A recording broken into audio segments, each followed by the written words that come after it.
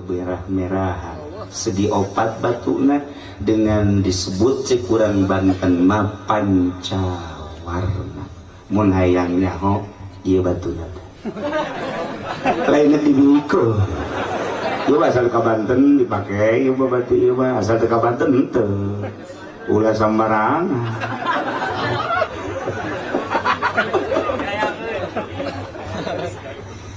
batuna nu dipakai tapak adalah 2 meter persegi.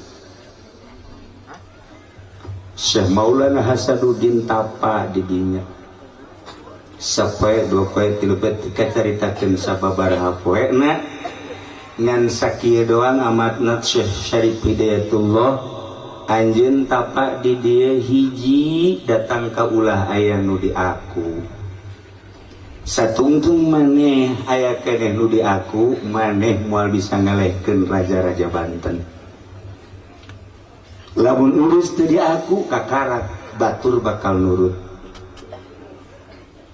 aya cai ulah di aku aya angin ulah di aku aya batu ulah di aku aya cacaang ulah di aku andai kata aya reungit nempel ulah dikukubahakeun lantaran eta reungit ulah di aku aya nu boga cai aya nu boga angin aya nu boga reungit aya nu boga orai aya nu boga hewan-hewan kabeh nu aya di dunia ieu terutama nu ngageugeuh di Gunung Karang aya nu boga ketika maneh geus teu ngaku kana sagala rupa nu aya di alam dunia ieu kabeh bisa dipergunakeun jang perang maneh tapat teh sakitu bae teh sok cirina di mana-mana ieu batu geus bisa ngangkat berarti maneh geus lulus lain-lain mantra-mantra geuneun tapa dek perang teh tapa heula kuari mah dek demo dahar mah lulu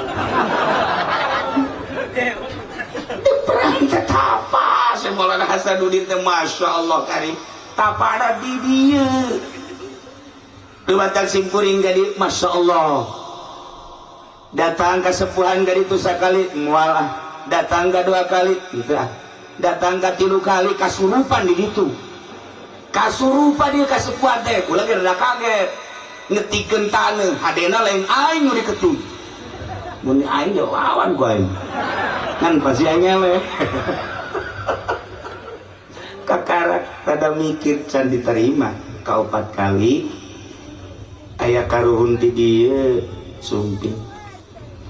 Nah inilah salah satu realisasi tina 5 kali ngundang ka ditu mun henteu hadir moal hadir syukur alhamdulillah dina saja sakieu nu hadir usuk aya nyaho ulah sok aya nyaho pokona ente mah ngaraji bae pokona mah geus beres ngaji menang 5 10 tahun kawin geus beres anakan bae itu 12 ya anak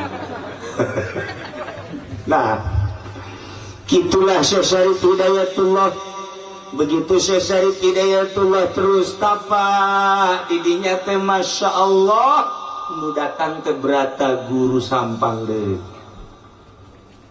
nu geus asup Islam saenggeusna dipapatkeun kakarat batu bisa ngangkat tiba-tiba Syekh Syarif Hidayatullah datang maneh lulus cung geura ka Banten girang bawa batu ieu teh ulah dikamamanakeun kekuatan Banten teh aya dina batu lain batu boga kekuatan tingali Kangjeng Nabi Musa boga tongkat tingali Kangjeng Nabi Sulaiman boga cincin jeung nabi-nabi nu lainna ieu ge batu jang kekuatan Banten sing hade ieu ngaranna watu gigilan teuneun di Banten selama batu ieu aya Banten jaya ketika batu ieu teu aya Banten bakal runtuh saha bae nu deuk siap jadi sultan Banten ketika batu eta encan aya deui di Banten moal dianggap ku jelema sasaha bae titip Syekh Syarif Hidayatullah seperti eta Masya Allah dibawa batu 4 meter persegi cuman dijingjing doang ku Syekh Maulana Hasanuddin dijingjing ieu mah mawa cai bae bismillah geus eueuh nanaonan ieu mantap hampir diusir ku pamajikan lagi ceknya nangis teu berguna ieu hirup la faidata wa faedah faedah hirup Masya Allah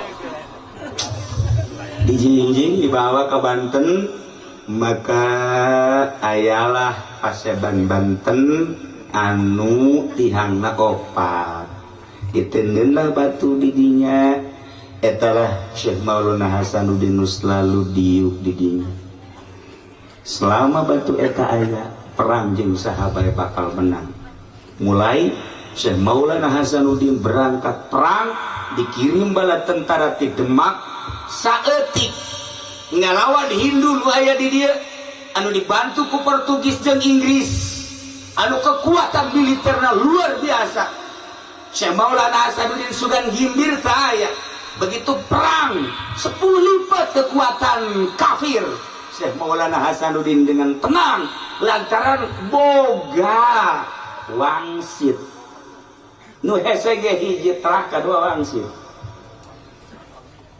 lah udah suka yang sagana nanya wangsit sagana naon main aku batur-batur mangus nyawa isian can masih dibawa ongko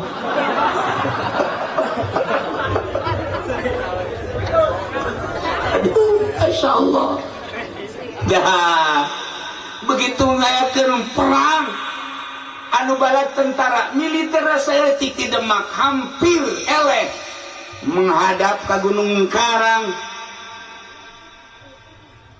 cik Syekh Maulana Hasanuddin ya Allah eueuh di aku kusim kuring cai nu Gusti angin nu Gusti batu nu Gusti saat ieu abdi teh dek negakeun kalimah Allah dek negakeun liilai kalimatillah la ilaha illallah hayang ngislamkeun Banten dengan tugas di Demak jeung tipun Bapak maka abdi nyuhunkeun pertolongan ti Gusti aya suara hayang make naon angin maka angin dikirim di pasir angin serius sehingga ada ieu sejarah serius andai kata geus manggi sejarah eta alhamdulillah andai kata insan catet lain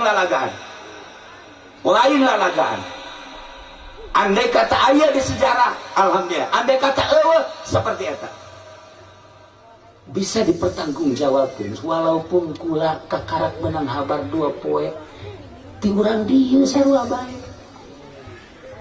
kula sok datangan kitu tah kemari Kiai PI mawat begitu turun di mobil aya budak letik ngapal budak letik nek asep lain cara kolot kieu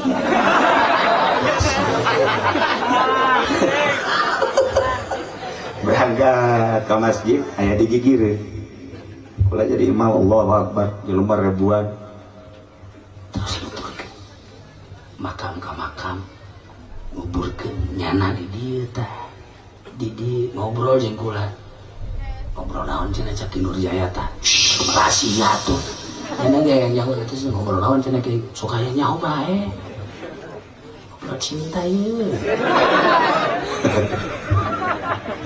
ngobrol geus beres kula talkin eueuh kula nanya di Nurjaya saya teh budak leutik cih sugan teh bawaan kiai coba nanya deui ka adik kula cih sugan teh saha eueuh nyaho nanya deui ka hiji kiai jak kula heueuh cenah kiai neuleuh dia bangsa nu ka kos kararieu wah ieu mah kahijab ku kieu mah henteu nu kieu mah bangsa nu kararieu mah moal mun orai neuleuh bangsa lele ngomongnya ada ngobrol jeung kula eueuh ieu ge aya anu datang Masya Allah ieu horeng pasir angin teh pernah dicokot diundang ku Syekh Maulana Hasanuddin ketika perang ngelehkeun Hindu anginna ti dieu ieu pasir angin teh lain lalawaran mentak ayalah jampe paranti ngadatangkeun angin henteu kudu lobaan ka Jakarta demo teu kudu eta mah endek masalah tinggal diondang bae angin pasir angin coba tuh Ahok kubruskeun habak des hayu sia asal geus datang angin pasir angin Masya Allah Laila lawar dia aya liangna ngan liangna teu kadeule nu kadeule liang anak we di dieu liang eta teu kadeule liang angin eta tapi insyaallah urang-urang dieu paham aya nu paham. Nah dua kekuatan hiji cai ialah Cibanten ngaranna Cibanten teh huluna di Gunung Karang turun di Gunung Karang pecah dua nu hiji ke arah barat sekitar 35 km ke laut jadilah dermaga internasional nu hiji ka Karang Atu nah iyalah jadilah dermaga nasional dua kekuatan maka di Banten ulah coba-coba Gunung Karang pusatnya adalah Gunung Karang 1.000.000 kali garaga orang Banten ternyata ke Gunung Karang mulai kekuatan Gunung Karang titisan tiba dongeng almarhum abah kula waktu ngasantren di Sekong hayangnya bakal gur gas umur 7 berangkatlah tiluan nu hiji ngaranna Wes Kurni urang Tangerang kabeh nu hiji di Samsudin berangkat di ditu nu dua sombong sebab puasa bae nu duaan mah sia Madam Yati nu naik ke Gunung Karang teu puasa mopo sia kajen hukmah ye aing ye hijib nasor geus dikewet hijib nondeng sih dia hijib sepi mah komo anginna ge geus ambalaya ya tuturkan aing ke asal naik ke Gunung Karang siap tuturkan delekeun aing mah naik angin cek kana begitu datang wallahu alam ka mana maropo kabeh teu kuat dua mah alah cenah damnya teh aing mah teu kuat cek mah ieu aing mah moal bisa terus ka ditu geus teu kuat kumaha sih nyaritakeun teu kuat hese nyaritakeun teu kuat teh hese okos aya lalaki hayang kanu geulis teu kuat ai beungeut perang hayang kanu geulis aduh teu kuat teu nyambung tapi ulah leutik hate lalaki mah pembeli itu geulis kajen teh geulis beungar iya ini roae itu pasang ye mujizat ku si Allah masyaallah ya qala Yusuf li abihi ya abat ngaji mah ngaji amil eta heula. Nah, lah orang dia mah geus leuwih nyaho. Geus leuwih nyaho we pokona urang kulon mah bangsa perpeletan mah. Atuh perpeletan mah ilaku mah teu ieu.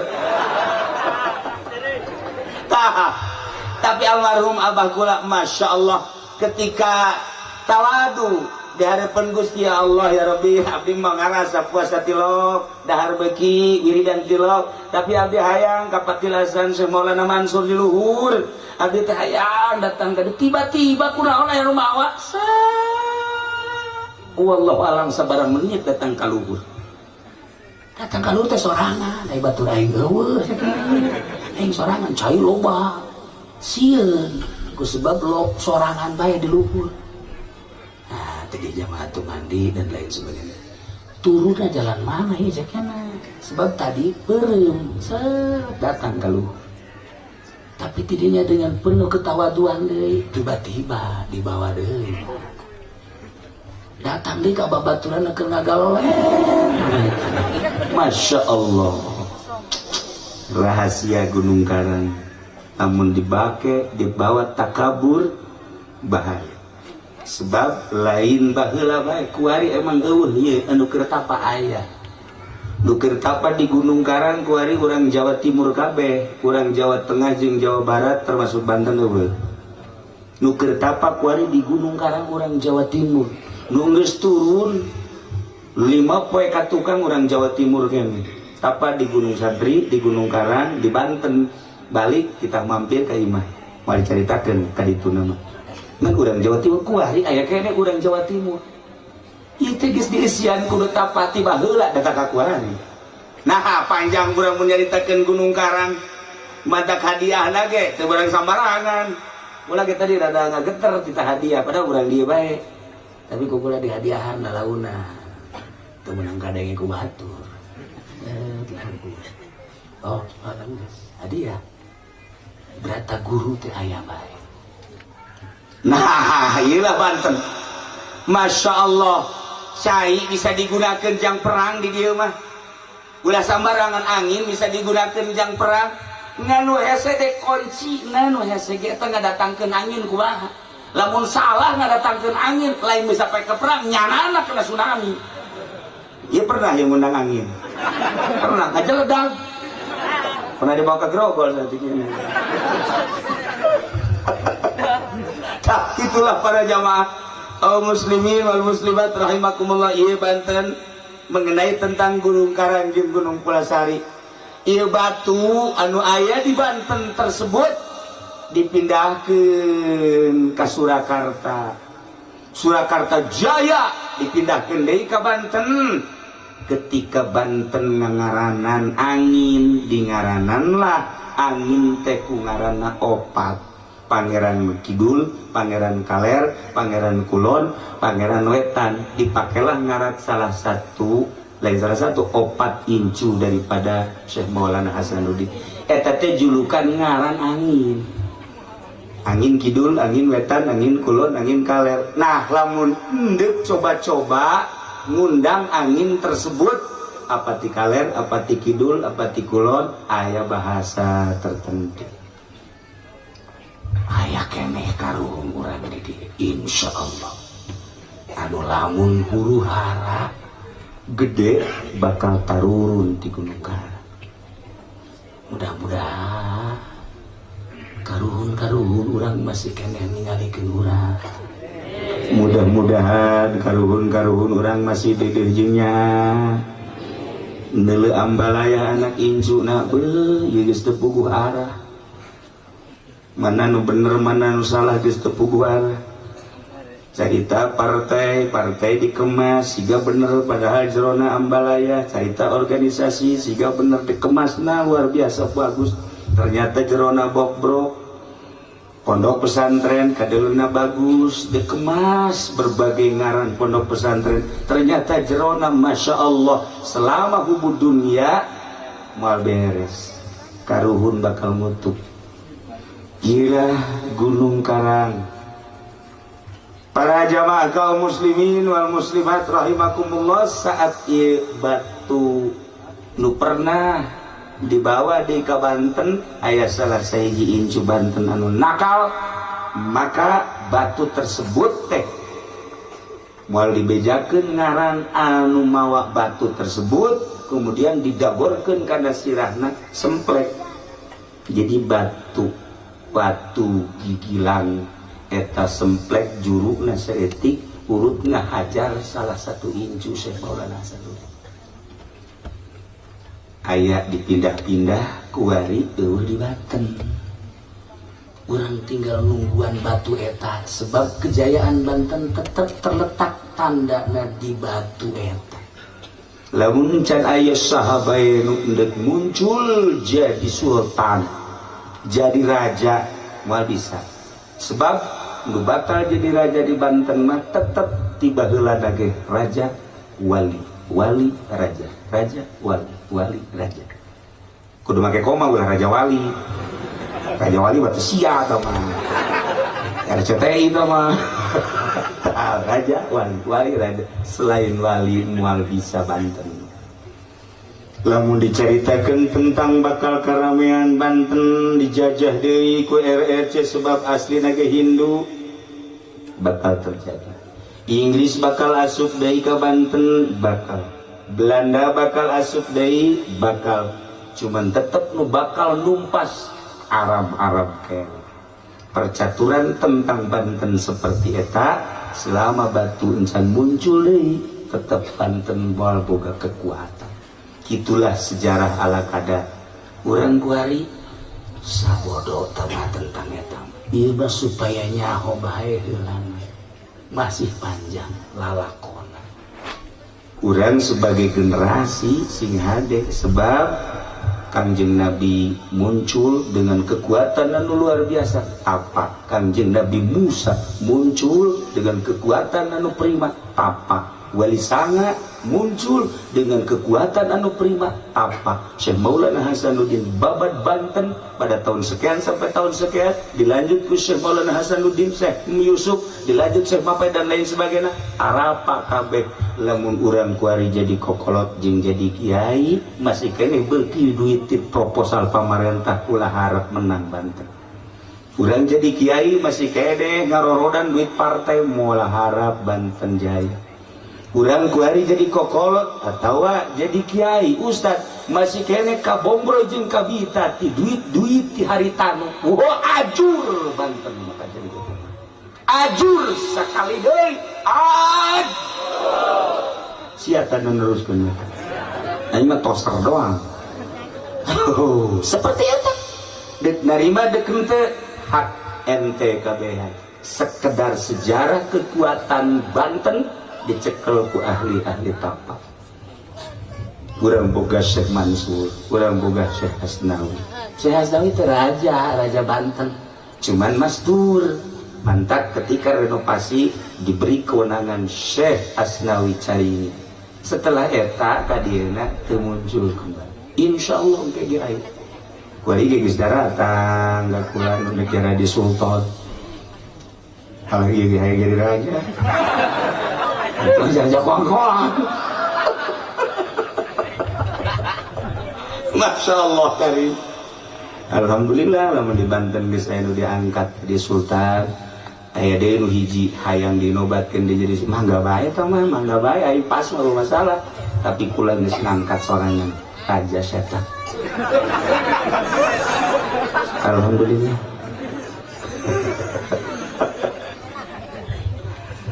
Kanjeng Nabi diutus ke alam dunia teh sakumaha tadi. Inna arsalnaka syahidan wa mubasyiran wa nadhiran wa da'iyan ila Allah wa sirajan bi'idhihi wa sirajan munira. Ilain lalakon bantrak-bantrakeun hiji syahidan nyaksian Kanjeng Nabi. Nyaksian teh Kanjeng Nabi mah lain nu sababan, lain anu sazaman, tapi nyaksian teh katukang. Nyaksian ka kaum Kanjeng Nabi Isa, nyaksian ka Kanjeng Nabi Musa, nyaksian sampai ke Kanjeng Nabi Adam, masih siap Kanjeng Nabi syahidan jadi saksi. Padahal teu kazamanan. Di mana Al-Qur'an ngajelaskeun dengan mukjizat Al-Qur'an Kanjeng Nabi bisa syahidan. Nomor kedua wa mubasyiran. Mubasyiran itu Kanjeng Nabi bawa berita surga. Surga teh batana ge lain menang nyen ti Cisoka lain. Lain dikirim di Pandeglang lain. Batana ge tidak inten permata. Anu inten mah segede korek api, segede korek api miliaran. Cincin ieu we, cincin ieu. Dibikeun ge urek. Nah, iyalah sorga teh lamun kuari dibocorkeun segede jarum bocor sagede jarum ieu sinarna sinar panon poe bulan bintang surem kabeh surem kabeh ieu sorga bidadarina lamun nyiduh bidadari ka laut amis kabeh. Lamun sigir bidadari ditololkeun seketik bae ka dieu teu kudu make listrik. Saamna poha nu deuk numpakan sagede kieu.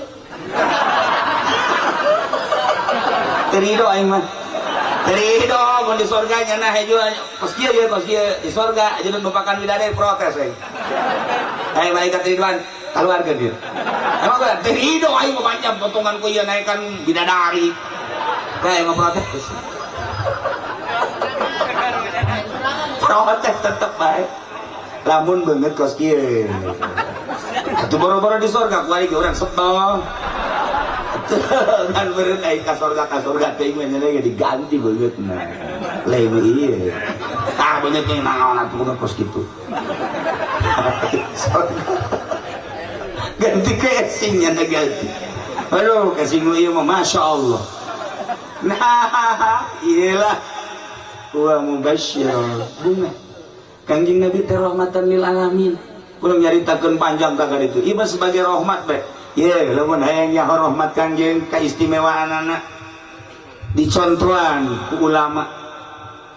Aya hiji ibu ngandung anak. Begitu ngandung sampailah 8 bulan. Ketika ngandung nage diatur dahareuna nage dek ngadahar nu lada ulah beusi kaganggu anak kunya rahmat. Dek ngadahar es ulah beusi anak ngamuk di jero rahmat. Deudeuh indung kanu jadi anak wae. Dek ngadahar naon bae ge nu diperhitungkeun anak nu di jero masyaallah karim. Ieu rahmat. Menang 8 bulan borosok lahir ka dunia. Diurus ku indungna teu meunang ceri susuan susu kurang cai usaha nya ngadahar sayur mayur dipencetan supaya kalaluan geus buku bapak nama tuh teu dicaritakeun tah mah eta amunisi terus susu gede Masya Allah keluar saya kan ngasuh ge si ade kalaunan ku deudeuh jeung nya indung gede-gede disakolakeun ngaji kebenaran anakna teh awewe sakolakeun balik neng kade nya balik sakola kudu gegeran balik mama melang kan neng bisi anu ngaganggu bisi anu macem-macem emak lamun neng can datang ka imah mama masyaallah teu ngeunah dahar teu ngeunah nginum kade neng si neng nasi anakna badung emak sudah tahu diri gede kelas genep HP geus boga mulai kelas genep geus SMS-an indungna kan neng ulah sok main HP eta mah pagawean dajal naon dajal mah dada jeung bujang si emak udah tidak sehat anak beuki mah SMP Badung kita ngaji ente kita balik ente sakadaek na bae mana terus bae ngasehatan sing ademeng anakna kancola begitu datang ke SMA anak teu bisa diatur gandeng cerewet buka emak tinggal ala modern beunana bari mah geus aya di planet mana emak ortodok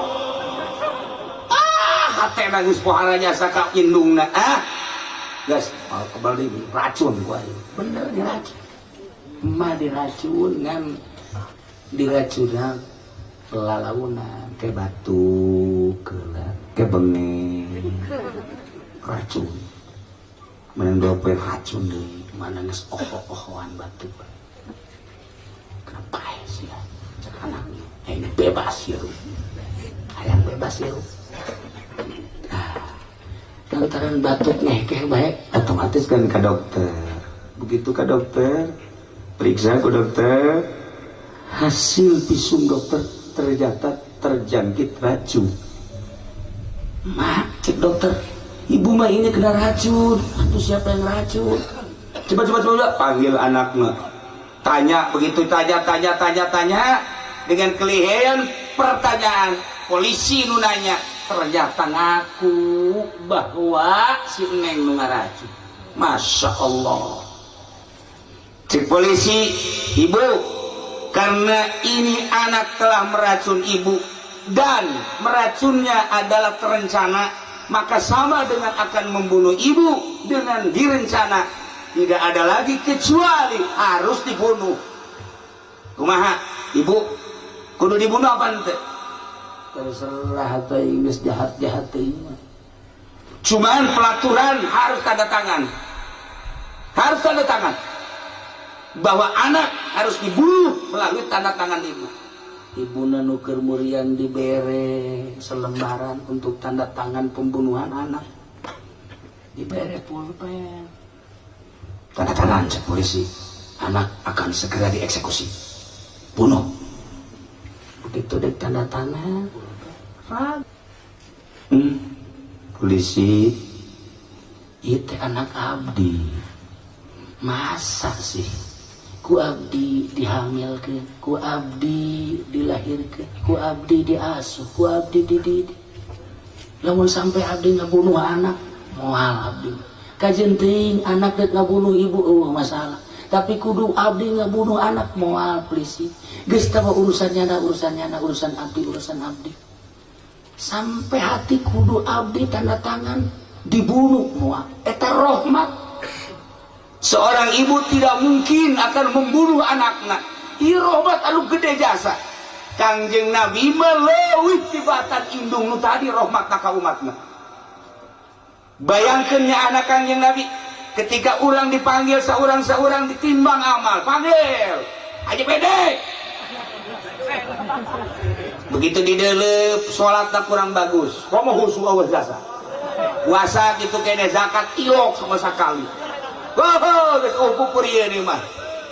Cek malaikat ieu bae kudu digusur ka neraka. Cek Kangjeng Nabi ulah wakad di nerakakeun kos kieu ge nyana pernah maca salam, pernah maca sholawat di hatena aya ngaran aingan cek Kangjeng Nabi. Geus ulah dideuleuh Haji Pendina emang nyana mah suluh neraka. Tapi nu dideuleuh Muhammadna. Ku deudeuh jeung nyaahna Kangjeng Nabi. Lamun cacak-cacak Kangjeng Nabi polisi mah ku abeh ka neraka. Ka neraka tuh disebeleun masyarakatnya polisi mah. Atuh mana polisi pigeunahkeun anak coba geuleuh. Urang teh motor tangkap polisi. Eueuh SIM tilang. Mantak naon sih jawau, Pak? Sekali-sekali nanti harus hati-hati ya. Suratnya bawa, SIM-nya bawa. Udah dah, sekarang mah karena saya kenal dengan Bapak, udah saya ampunin. Ayo nu polisi kos gitu. Di mana aya polisi kos gitu? Polisi kos gitu mah disembah wae. Banyak nama ke Adi nage, nangkep aja ke Adi.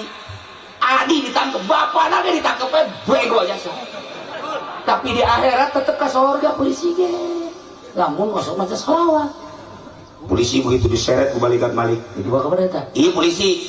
Kayaknya polisi bahasa umat anjir. Coba bareng di dalam waduh Tito ya. Nah. Tapi walau diseret. Sebab ayah baca sholawatan Kangjeng Nabi. Hargai kau. Leuwihnya akibatan indungkan menjadi anak. Kangjeng Nabi mah leuwihnya ulah waka di nerakakeun ulah. Geus hargai. Hampir ka surga kabeh urang rahmatan lil. Masya Allah komo urang atuh ieu. Polisi lain abdi lain sugih henteu. Ya ka surga lah. Jangan loloban ka neraka mah nu sugih nu teu ka zakat cara si eta. Polisi anu kejem henteu anu teu kejem mah abri anu kejem aya bari ge abri teh ya abri teh. Baheula kieu mah lulu bang. Bari bareng ngaji ka Cilongok sadar nya. Alhamdulillah. Insaf ya sesosokna lain lalagaan tuh baheula mau cek Bari aman ya surga ada apa ya tenang ya Pak. Iya udah nanti dilempar sama malaikat jangan jatuh aja ya. Iya Karim. Nah iya urang teh kan diuk di dieu teh harapanna hayang menang rahmat Kangjeng Nabi Muhammad sallallahu alaihi wasallam. Ngandelkeun salat urang pimanaeun, ngandelkeun puasa urang pimanaeun, ngandelkeun zakat urang pimanaeun, haji urang pimanaeun. Salat ba salat tapi kan kaayaan salat urang kos ge paingan Kangjeng Nabi ngasupkeun manusia, ngasupkeun umat ka surga lain ku amal tapi ku rahmatna ku fadlna. Masyaallah. Minta kurang kumpulna di dia mudah-mudahan urang kasorot ku rahmat Kangjeng Nabi Muhammad sallallahu alaihi wasallam. Kangjeng Nabi emang maot atuh henteu. Boro-boro Kangjeng para aulia Allah ge teu maraot. Emang ieu hadir di dia emang jelema kabeh atuh lain. Maksudnya jelema nu hirup atuh nu gaib ya atuh araya. Hirup tan dari dia. Hadir komo Kangjeng ketika disalam. Assalamualaikum ya Rasulullah. Kangjeng atuh ngajawab alaikassalam. Sasi nu salam. Murang maca sholawat.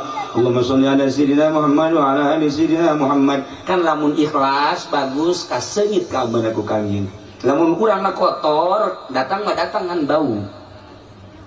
Malaikat kan gitu, malaikat orang membaca Quran di jero hate, orang baca Quran keluar, baca zikir di jero hate.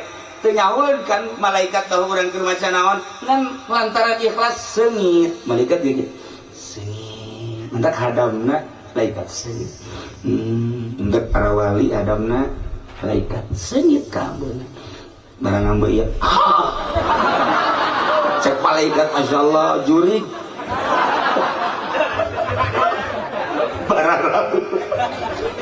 Kamu malaikat udah bangun zikir ya di masjid, udah zikir atau wiridan atau kaambe ku malaikat kumaha ikhlas jeung henteu bagus jeung henteu bakal kajahoan anak engke, tapi di dunia kene kajahoan efek-efek tina wirid-wirid urang jeung ibadah-ibadah urang. Para jamaah kaum muslimin wal muslimat rahimakumullah, sakali deui moal dicaritakeun kabeh tadi mubasysyiran wa nadhira wa da'iyan ila Allah. Nah, ieu mah kanjeng Nabi wa ma arsalnaka illa rahmatan lil alamin. Alam teh masih wallah, tangkal kayu alam kanjeng rahmatan lil tangkal kayu. Laut alam kanjeng Nabi rahmatan lil laut. Batu alam kanjeng Nabi rahmatan lil batu. Hewan-hewan nu aya di dunia ki alam kanjeng Nabi rahmatan lil hewan. Mata lamun urang geus kasorot ku rahmat kanjeng Nabi, urang geus mantap ka Gusti Allah, urang bisa berbicara jeung batu jeung tangkal kayu. Lamun Syekh Mansur bisa ngobrol jeung maung, komo tuan Syekh Abdul Qadir mah lain bae jeung maung jeung lauk-lauk bisa ngarobrol. Mun Syekh Maghribi bisa ngobrol jeung seluruh hewan-hewan. Lamun Syekh kitu Syekh Ahmad Kabir Rifai bisa ngobrol jeung nugara raib. Atuh kuari ge sarua para aulia Allah teh bisa ngarobrol. Ieulah rahmat kanjeng Nabi. Datang ke mana urang karahmatan ku kanjeng Nabi na? Karahmatanna datang ka syariat, urang di makom syariat. Datang ke mana karahmatan ku kanjeng Nabi na? Rahmat kanjeng Nabi na datang ka thariqah, urang aya dina rahmat thariqah. Kanjeng Nabi rahmatna nyulusuk ka sirrun min asrarillah, urang aya dina makom hakikat. Rahmat kanjeng teh aya di makom hakikat. Kitulah para jamaah kaum muslimin wal muslimat rahimakumullah. Malam ieu urang aya di dieu kumpul dalam rangka ngagungkeun ka kanjeng Nabi urang kanjeng Nabi Muhammad sallallahu alaihi wasallam, dicatat ku malaikat leuwih-leuwih ku Gusti Allah. Mudah-mudahan kumpulna urang di dieu dijadikeun umat kanjeng Nabi Muhammad sallallahu alaihi wasallam. Belah dieuna urang dihijikeun jeung guru urang nu saleh jeung para aulia-aulia Allah. Belah dituna urang jeung kanjeng Nabi urang. Saha anu teu indah ketika di akhirat engke bakal aya bendera wasiqal ladzina taqau ila jannati zumar. Jaman nu takwa bakal digiring ka surga ila jannati zumar, kelompok-kelompok aya bendera-bendera. Engke bendera di akhirat pula salah neuleuh bendera. Ulah neangan bendera Golkar di masa cilaka, bendera pada yang ulah di dunia ge ulah. Ajeuna ieu mah pet tilu ge nyungsem wani mah. Geus teu beres. Cenah PKB Al-Hadin Sawa. Geus bae benderana ge di akhirat ulah diangan bendera partai. Benderana la ilaha illallah Muhammadur Rasulullah. Geus ke di akhirat urang neuleuh bendera eta. Di bawah bendera eta berangkat menuju surga Allah Subhanahu wa taala. Nyaritakeun bendera loba nu dibikeun ka Sina Bakar, nu dibikeun Sina Umar, nu dibikeun Sina Utsman, Sina Ali, Sina Husain, Sina Hamzah dan lain-lain sebagainya. Termasuk guru-guru urang ke di akhirat dibere bendera ku kanjeng Nabi urang. Geus urang nuturkeun salap guru-guru urang moal mislet kajen kukuman. Kitulah para jamaah kaum muslimin wal muslimat rahimakumullah. Simkuring atuh ngarasa bingan dina wengi ieu tiasa ka dieu ka Pasir Angin, dongeng Pasir Angin ala kadar tadi geus.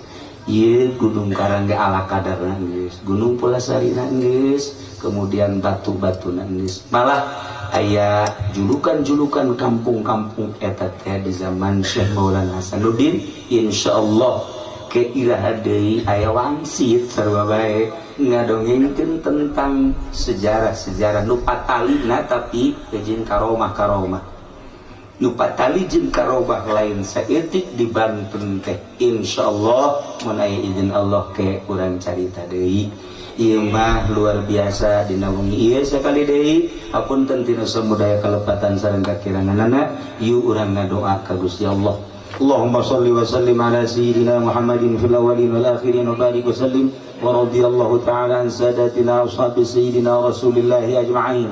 Amin ya Allah ya rabbal alamin. Allahumma arham ummat sayyidina Muhammad, Allahumma ajbur ummat sayyidina Muhammad, Allahumma aslih ummat sayyidina Muhammad, Allahumma farrijan ummat sayyidina Muhammadin sallallahu alaihi wasallam. Allahumma anfa'na bima 'allamtana wa 'allimna ma yanfa'una wa zidna 'ilman wa yaqinan wa zidna 'ilman wa yaqinan wa zidna 'ilman wa yaqinan walhamdulillahi ala kulli hal wa na'udzu billahi min kulli hali ahli an-nar. Allahumma hdina siratal mustaqim, Allahumma hdina siratal mustaqim, Allahumma hdina siratal mustaqim, siratal ladzina an'amta 'alaihim minan nabiyyin was-siddiqin wasyuhada'i was-shalihin wa hasuna ulaika rafiqa dzalikal fadlu minallahi wa kafa billahi 'alima. Wa shalli wa sallim ala jamil anbiya'i wal mursalin walhamdulillahi rabbil alamin. Sakali deui sing kurinya haja teu ngadongengkeun tentang perjalanan Syekh Mansur anu ieu di dieu aya sababaraha tinggal Syekh Mansur. Insyaallah mun panjang umur ke urang bahas. Sakitu bae wallahul muwaffiq ila aqwamit thoriq. Wassalamualaikum warahmatullahi wabarakatuh.